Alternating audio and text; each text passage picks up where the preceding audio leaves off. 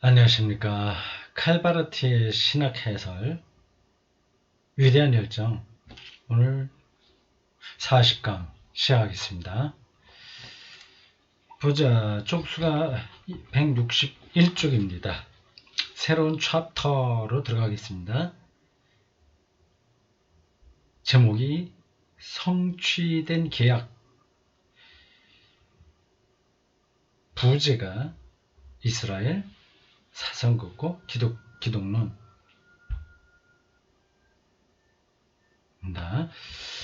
자, 우리 차례로 가서 이게 지금 전체적으로 어디쯤 해당하는지 확인해 보겠습니다. 차례를 보면 크게 둘로 나눕니다. 하나는 칼바르트의 생애와 사상이고, 또 하나는 바르트 신학의 주제와 통찰들입니다. 이 두 번째 단락이 본론이죠.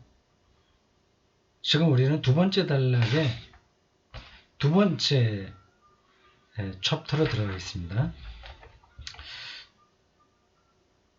첫 번째는 시작의 기적이고, 부제가 계시론과 하나님 인식론이었어요. 계시론과 하나님 인식론. 우리의 인식 능력을 통해서 하나님을 알 수 있는 게 아니다. 하나님이 주도적으로 자기를 우리들에게 드러내실 때 우리 인식이 작동한다. 그런 이야기입니다.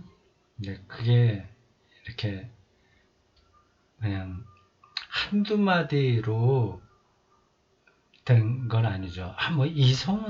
인간의 이성은 별 볼 일 없어. 하나님이 다 하시는 거야. 믿으면 돼. 이런 식의 얘기를 하려고 하는 게 아니었어요. 앞에서 우리는 그 문제를 재밌게 읽었습니다. 이제 두 번째는 성취된 계약. 계약은 구약이죠. 하나님이 아브라함,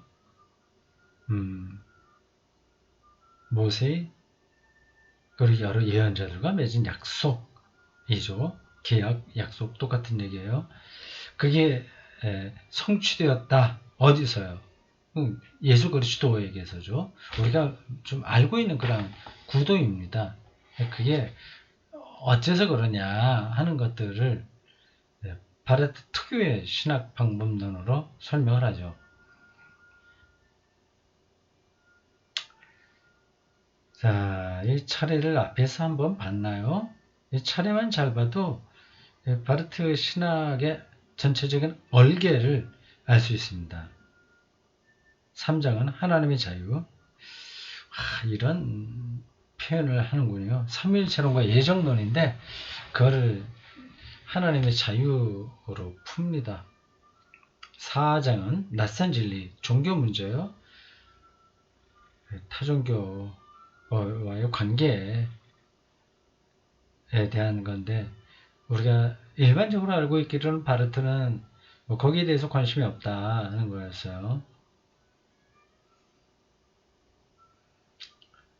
근데 그걸 부정하는 건 물론 아닙니다. 진리이긴 진리인데 낯선 진리다. 거기에 대해서 우리가 왈가왈부하기 어렵다고 아니겠까요? 그런 거 어떻게 얘기하는지 기대가 됩니다. 5장 복음과 율법. 이건 정말 우리 설교자에게나 기독교인 일반 사람들에게 중요한 공부입니다. 복음 공동체에 속해 있다고 하면서 실제로는 율법적으로 살거든요. 율법을 우리가 폐기하는 건 아니지만 어떻게 복음 안에서 지향되냐, 그걸 붙들어야 됩니다. 6장 선한 창조론이고요. 7번 죄론과 칭의론. 8번 승리의 영, 성령을 승리의 영으로 규정합니다. 9번은 함께 나아가기, 교회론이에요. 10번 제한된 시간, 종말론. 재밌겠습니다. 이건 그냥 관념적인 신학의 문제가 아니라 우리의 실질적인 삶의 문제입니다. 이 지구가 계속되지 않는다고 하는 건 분명한데, 이 물리학적인 정보를 알고 있는 현대인들에게 기독교와 구약 전체 성서가 얘기하는 이 종말, 창조와 종말, 창조는 앞에서 얘기했지만 요 마지막 장에서는 종말론인데 이걸 어떻게 설명할 수 있냐, 그런 게 참 재밌을 것 같습니다. 자, 161쪽 강도하겠습니다. 거기에 처음 시작하는 소지목 연필이다 하셔야 되겠네. 연필이죠. 제가 잘 애용하는 연필 2B입니다. 컴퓨터용 좀 진해요. 밑줄 긋기 해줬습니다. 여기에 붙은 소제목 하나님 이해의 문제. 하나님 이해의 문제. 이건 뭐 앞에서 나온 그 인식론하고 연관되는 건데, 하나님 인식론 다룬 거죠. 앞에서 다룬 거예요. 이제 그 문제부터 시작을 하는 것 같습니다. 1962년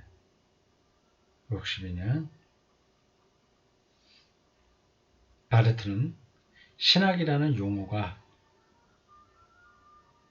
테올로기, 독일어로 그렇게 발음합니다. 테올로기, 테우스, 로고스의 합성어예요. 그러니까 개신교 신학의 과제를 표현하기에 충분하지 않다고 선언했다. 테올로기, 띠올라지, 이거는 헬라 철학에 나오는 단어입니다. 사실은요. 원래 어원적으로 보면 그렇습니다. 신인간학, 신학이 아니라 신인간학, 테오로지가 아니라 안드로폴로기, 테오는 하나님, 안드로폴로기, 인간론이에요. 라고 하는 개념이 신학이 누가 무엇에 관계되는지를 보다 더 잘 이해해 줄 수 있을 것이다. 그렇게 얘기했군요. 테올로기보다는 안드로폴로기. 신인간학.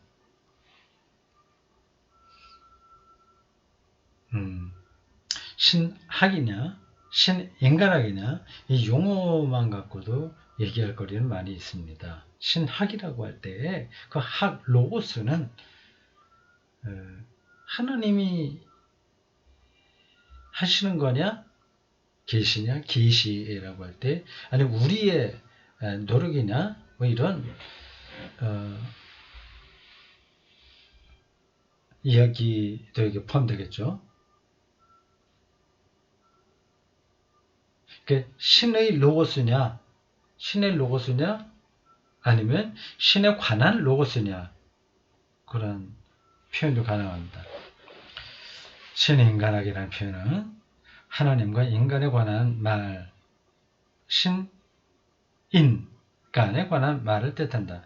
그 의미는 신학이 인간을 희생시켜 하나님에 관하여 말할 수 없고, 인간 없이 하나님이 말할 수 없는 거죠. 당연하죠. 오히려 하나님에 관하여 말할 때 인간도 즉시 염두에 두게 된다는 것이다. 그러나 또한 다음도 의미한다. 신학은 하나님을 희생하고서는 인간에 관해 올바르게 말할 수 없고, 무엇보다도 우선 하나님에 관해 말함으로써 비로소 인간에 관해서도 올바르게 말할 수 있다. 신학하면 인간이 하나님을 생각하는 거 이쪽으로 하잖아요. 그럼 하나님이 희생되는 거죠. 잠깐만 인간의 생각을 말하게 하니까. 이와 같은 의미를 바르트는 디도서 3장 4절에 따라 하나님의 인간성이라고 표현했다. Menschlichkeit Gottes. 하나님의 인간성이라고 표현했다. 이 표현은 바르트 신학에서 성서적 개념인 계약과 동일한 뜻이며, 그래요. 하나님의 인간성과 계약이 똑같은 뜻이다. 계약은 하나님이 인간과 맺는 거기 때문에 하나님의 인간성. 인간은 그냥 독자적으로 인간이 있는 게 아니라 하나님과의 관계에서 있으니까 하나님의 인간성, 이렇게 말할 수밖에 없다는 거겠죠. 또한 임마누엘이라는, 임마누엘, 하나님이 함께 하시다. 임마누엘이라고 하는 표현과도 같은 의미인데,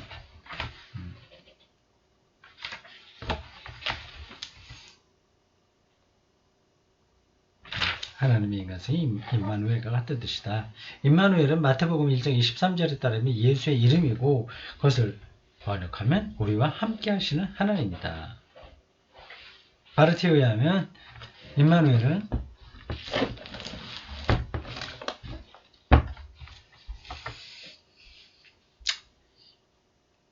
이스라엘의 하나님이 자신의 모든 행동과 명령 속에서 자신을 계시하신다는 인식의 총괄 개념이다.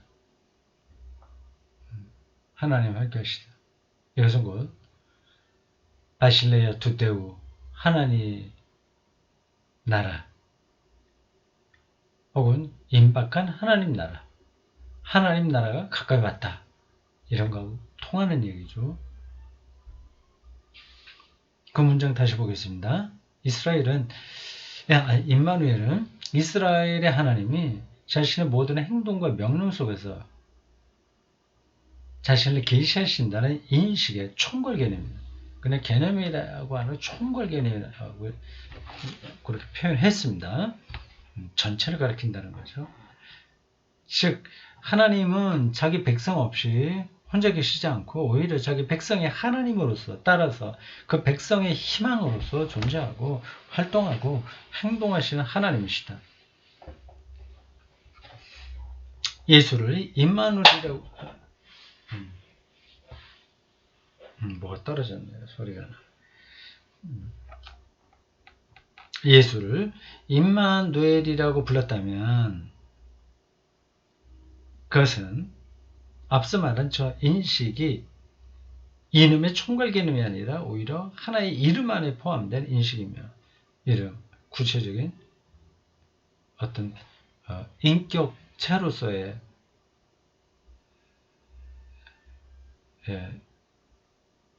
인물을 가리키죠. 이름이라고 할 때는 예수라고 하는 인물이요. 이름 안에 포함된 인식이며, 그 이름 안에서 우리와 함께 하시는 하나님은 이스라엘과 모든 민족을 향해 육체로 구체화되었다. 이렇게 관념적으로 떠있는 게 아니라 예수라고 하는 역사적인 인물 안에 구체화되었다. 겁니다. 한번 그거 다 알고 있는 이야기지, 그런 생각할 수 있습니다. 예. 세례 문답 안에 사실은 기독교 모든 내용이 다 들어있습니다. 세례만 똑바로 받으면 기독교 체계 전체를 안다고 할 수 있는 거예요. 다만 이제 그게 어떤 내용으로 거기 담겨있냐, 그 교리문답이죠. 세례문답이요. 그 안에 들어있냐 하는 것들을 풍성하게 알아야 되겠죠.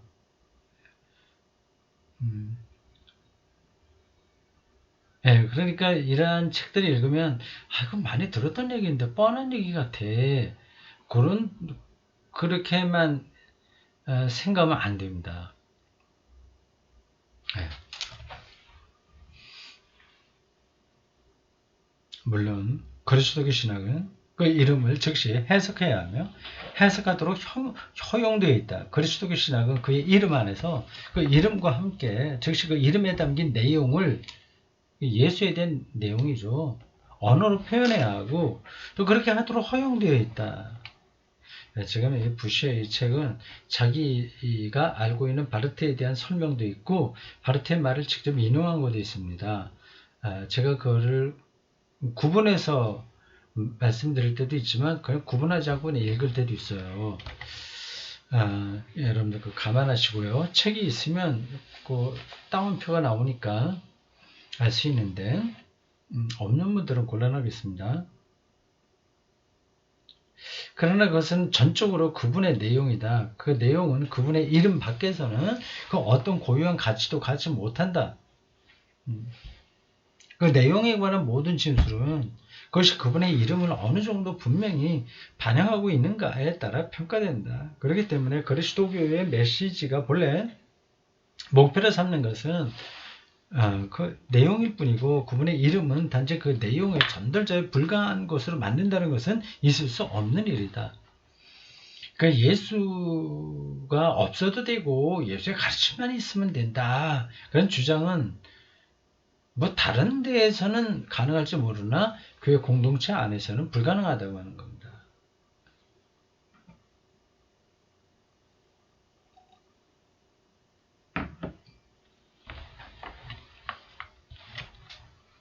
바르트는 하나님이라는 말이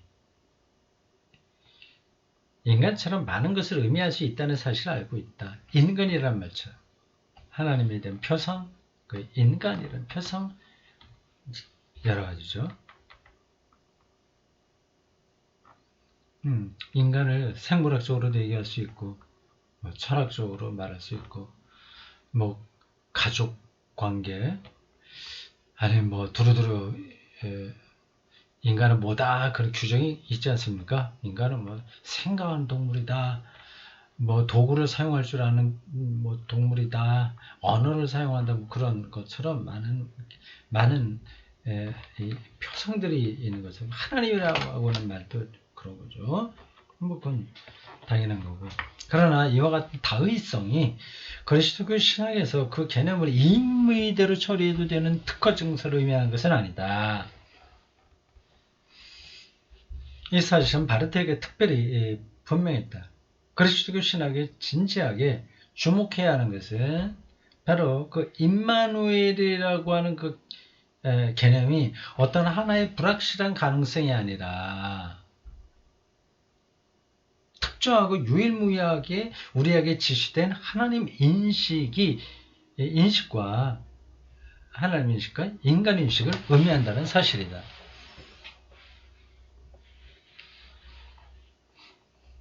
어떤 이데아, 이상, 관념 그런 게 아니라 아주 구체적인 하나님 인식과 인간 인식이라는 겁니다. 오직 우리와 함께 하시는 하나님만이 하나님이시고 오로지 우리에 포함된 인간만이 인간이다.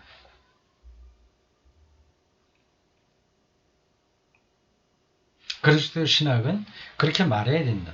그러나 구약성서에서 야훼의 유일무이성이 단순히 공표된 것이 아니라 오히려 논쟁적으로 설명되는 것처럼 신약성서에서 선포되는 예수 그리스도의 이름도 단순히 유일무이한 하나님의 말씀으로 주장될 수는 없다. 어떤 점에서 이 말씀이 자신의 특별한 내용을 통해 다른 모든 말로부터 구분되는지가 제시되어야 한다.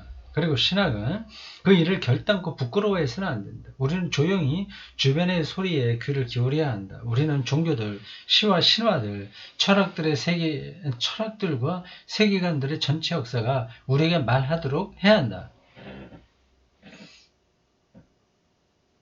기독교를 교회 밖에 있는 사람들에게 변증하는 것을 신학의 목표로 삼지는 않으나 독단에 떨어지지 않고 말을 들어야 된다는 겁니다. 도전받아야 되겠죠. 당신들이 도대체 말하는 그 하나님과 그 성육신이 저 뭐야 하는 그 주변의 여러 도전들이 인정해야죠. 거기서 우리가 단지 어둠만을 보는 건 아니다. 오히려 우리는 바로 거기서 예수의 이름이 그 이름 안에 담겨 있는 내용으로 인하여 예수의 이르는 사건이죠. 내용이라고 하는 건 사건을 가리킵니다. 모든 다른 이름보다 뛰어나게 능가하는 것을 비로소 올바르게 발견한다. 신학은 바로 그와 같은 내용을 논증적으로 설명해야 된다. 하나님 나라 가까웠다고 하는 걸 선포하셨고, 그것을 근거해서 병을 고치고 가르치고 도전하고 뭐 등등 예수적 공생의 활동에 있는 그 하나님 나라라는 그 내용, 결정적으로는 십자가, 부활 그런 것들을 논증적으로 설명해야 된다고 하는 겁니다. 여기서 바르트의 신학이 현대 세속주의의 무신론과 논쟁하고 있다는 것은 융헬을 통찰했다. 에버하르트 융헬입니다. 이분은 아직 안 돌아가셨죠. 바르트의 책 바르트 슈투디라고 하는 책입니다. 이 책은 제가 가지고 있는 것 같아요. 유명한 신학자입니다. 뮌헨 대학교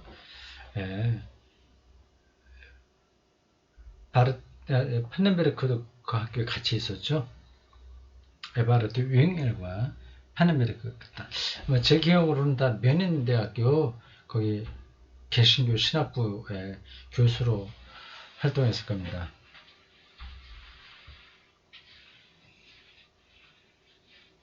그러니까 바르트 신학이 독단적인 것 같지만 그렇지 않다. 무신론과 논쟁하고 있다. 논쟁한다고 하는 것은 독단에 떨어져서는 불가능하거든요. 자기를 변증해야 되니까요. 무신론과 더불어 종교와도 논쟁하는데 종교가 근본적으로 무신론을 강화시켜주는 것이기에 바르트는 무신론과의 논쟁에서 종교는 굳이 등장할 필요가 없다고 여겼다고 하는 점에서 그렇다. 종교가 이제 무신론을 강화시켜준다는 말은 근데 거기에는 인간의 종교성만 확인되면 되는 거예요. 신이 있든 없든 상관없습니다. 인간의 불안, 고독, 죽음에 대한 공포, 뭐 그런 종교적 요청들, 뭐 그만 있으면 되니까 뭐 신은 굳이 꼭 있어야 될 필요가 없는 거죠. 그런 점에서 무신론을 강화시켜 주는 거다. 종교학이 얘기입니다. 지금은 이미 많은 사람들이 무신론과 논쟁했다. 흥미로운 것은 그의 신학이 어떻게 그 논쟁을 수행하는가 하는 것이다. 왜냐하면 바르트는 신학은 무신론에 대해 신은 존재한다는 유신론적 주장을 대비시키는 것은 의미 없다고 보았기 때문이다. 신이 없다고 주장하는 사람들이 신이 있어. 이건 아무리 해봐야 의미가 없다는 거죠. 마치 어떤 일반적인 신 그 자체가 존재하는 것처럼 신이면 뭐 무소부재하고 뭐 전지전능하고 뭐 그런 개념들이 있지 않습니까? 표상이라고도 하죠. 일반적인 그러한 신이 있는 것처럼 마치 그런 신에 대한 질문이 어떤 의미 있는 것처럼 그거는 의미가 없다는 거죠. 바르트에게는. 오히려 무신론도 옳을 수 있고 특정한 방식으로는 정당하기도 하다. 따라서 젊은 바르트는 그 어떤 중립적으로 존재하는 신보다 어떤 신성, 우아함, 자비 뭐 이런 것들이요.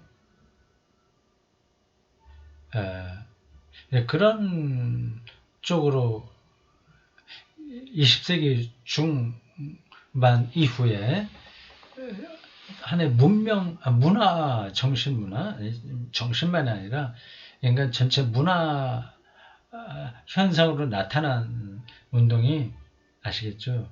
뉴 에이지 운동입니다. 뉴 에이지. 인간 안에는 종교성을 자극하는 거죠. 그래서 뇌과학도 있고, 그건 뭐 조금 다르긴 하지만, 뇌훈련 이런 것들이 명상, 이게 다 종교적인 겁니다. 바르트는 이제 그런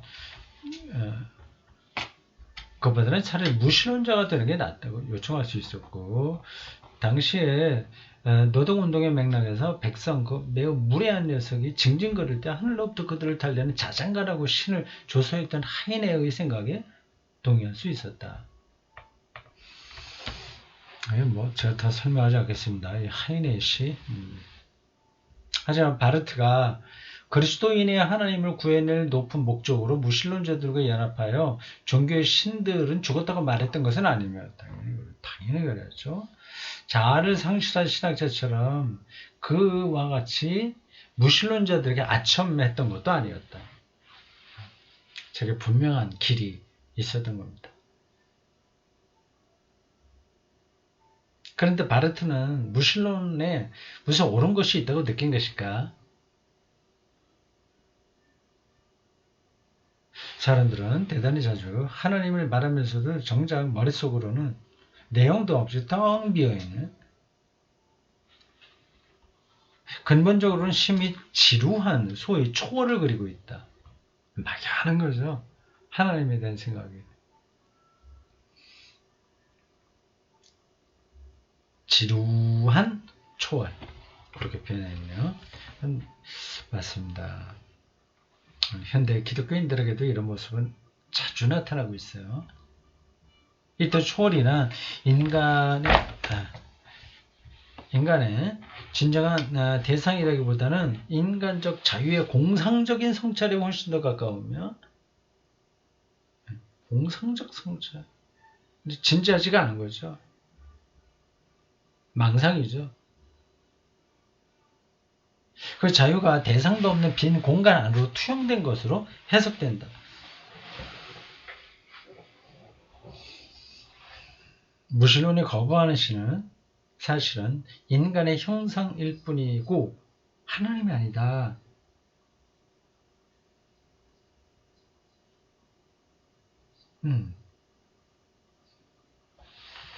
바르트는 이 명제를 좀 더 자세히 설명한다. 무신론은 일반적으로 신이 존재한다는 유실론적인 전제와 다음과 같은 확신을 공유한다. 그것은 에른스트 블로흐의 표현으로는, 이 사람 아주 유명한 철학자 에른스트 블로흐, 희망의 원리라고 하는 두꺼운 책 3권으로 되어 있는 아주 명저로 아주 유명합니다. 블로크의 표현으로는 하나님이라는 단어가 인간이 존재하지 않은 저 위 높은 곳에 관해 말한다는 것이다.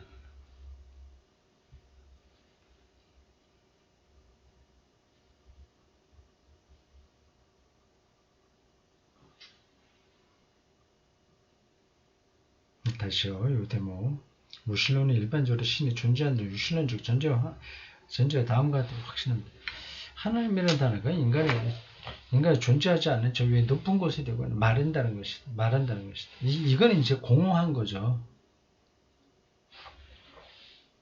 여기서 블로크의 표현은 교회 안에 깊이 뿌리 내리고 있는 전통적 사고와 관계가 있다. 교회 안에 전통적으로 많이 이렇게 생각을 하고 있습니다. 무신론자들도 그걸 공격하는 거죠. 이 사고에 따르면 하나님은 자신에 대한 사고의 피안으로, 즉 인간성의 피안으로서 더 많이 생각되면 될수록 그만큼 순수하게 사고되었던 것으로 여겨진다. 전통적으로 있었던 신의 개념들, 표상들이에요. 그건 뭐가 문제가 있냐를 지금 얘기를 하는 겁니다. 이렇게 하여 그 신은 최고의 존재, 절대적 존재, 인간과는 분리되고 인간 없는 존재가 된다.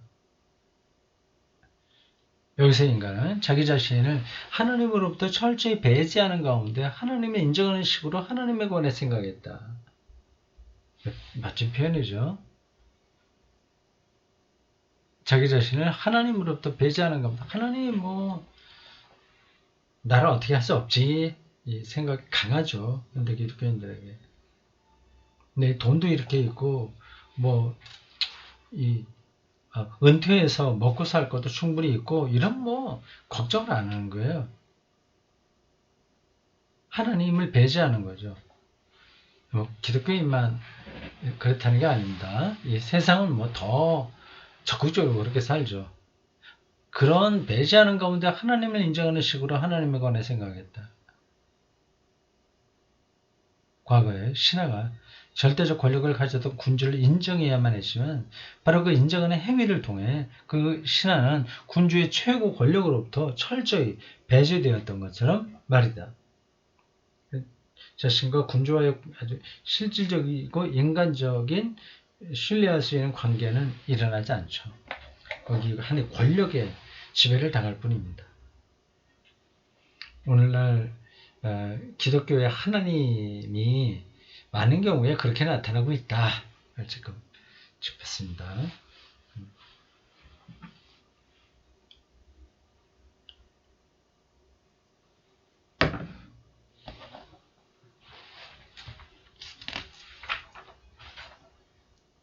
이런 생각은 신학에 큰 흔적을 남겼다.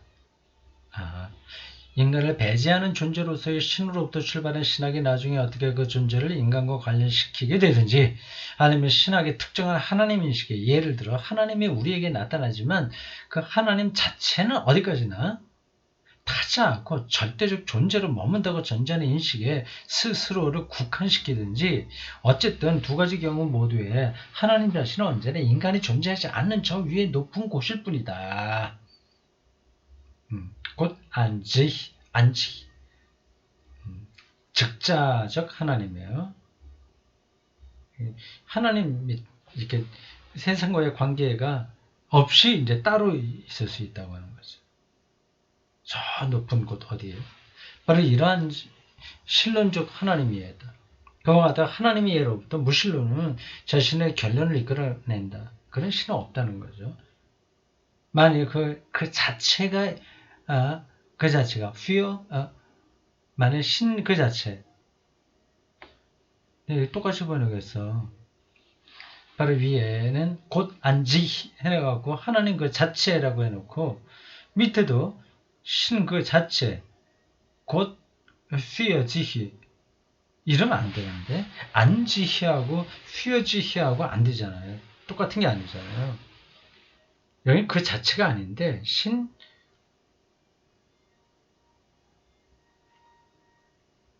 이러면 안 되는데 이렇게 번역하면 그냥 축자적으로 문자적으로 번역하면 곧 안지히는 즉자적 하나님입니다. 곧 휘어지히는 대자적 하나님입니다. 즉자적 하나님 제가 옆에다가 여백에다 써놓으려고 그래요. 대자적 하나님. 이건 오역인 것 같습니다. 박성규 선생이 왜 이걸 오역을 했을까? 이상하네. 이거는 완전히 독일어도 다른 원고 보면 그게 중요하다는 뜻인데 다른 개념인데 여기서 하나님 위에 곧 안지 즉자적 하나님은 하나님이라고 했고 밑에 대자적 하나님 곧 휘어지히는 신이라고 했을 뿐이에요. 이게 무슨 말이야? 말이 안 되지. 이런 번역은 하나님은 우리말이고 신은 한자인데 그것만 바꿔놓고서 이게 안지히하고 휘어지히를 똑같이 번역한단 말이에요. 아니면 위에서 말한 하나님은 기독교의 하나님이고 밑에서의 신은 일반적인 신이라는 건가? 이러면 또 좀 곤란하지.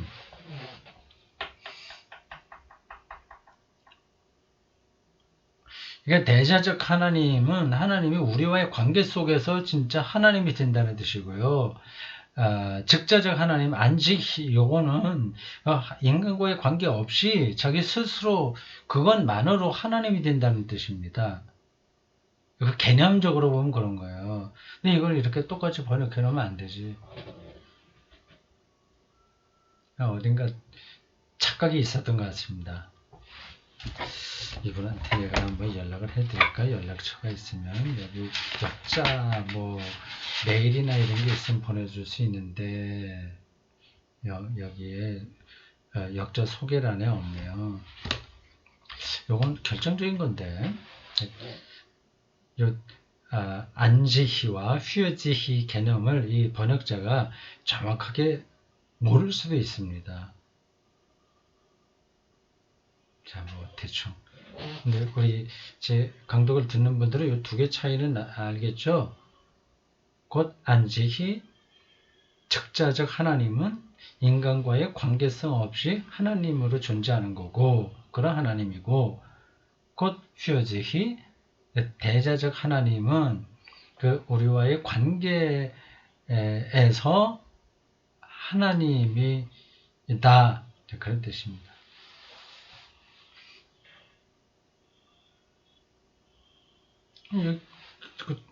그렇게 되어 있지 않습니까? 만일 신 그 자체가 인간 없는, 나아가 비인간적인 저 위에 높은 곳이라면 인간은 그런 신으로부터 해방되지 않고서는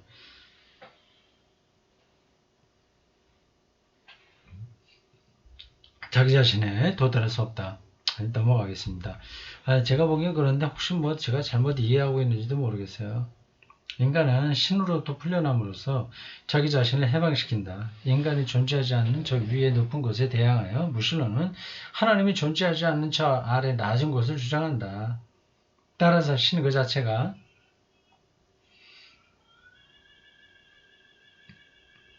이런 건 이제 번역하기 어려운 부분이긴 합니다.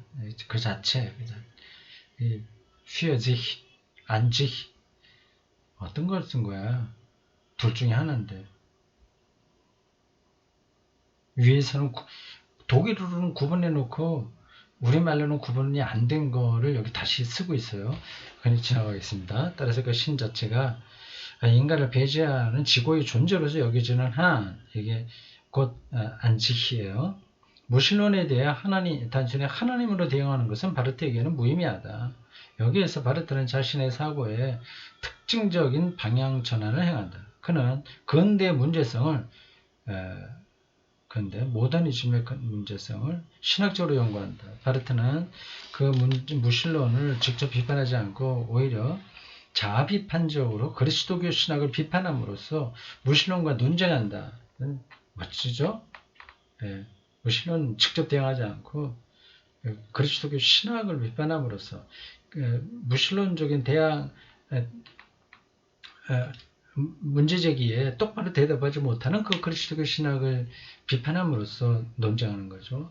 이와 같은 바르트는 무신론을 그 뿌리로부터 공격하며 무신론이 그 자체의 결론을 이끌어낸 바로 그 신학적 전제로부터 무신론을 공격한다. 바르트는 하나님을 절대자, das absolute, 분리되어 홀로인 존재, 꼭 그런 뜻은 아닐 텐데, absolute가 하나님을 절대자로 이해하는 사상, 즉 인간에 대한 추상적인 반대 개념으로서 이해하는 사상을 공격한다.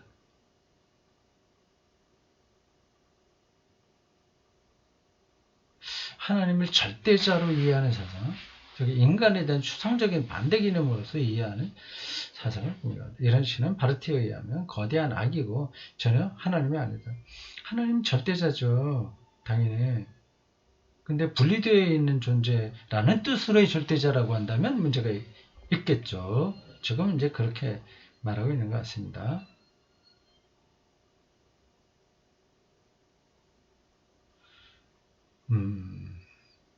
자, 일단 여기까지 하겠습니다. 수고했습니다.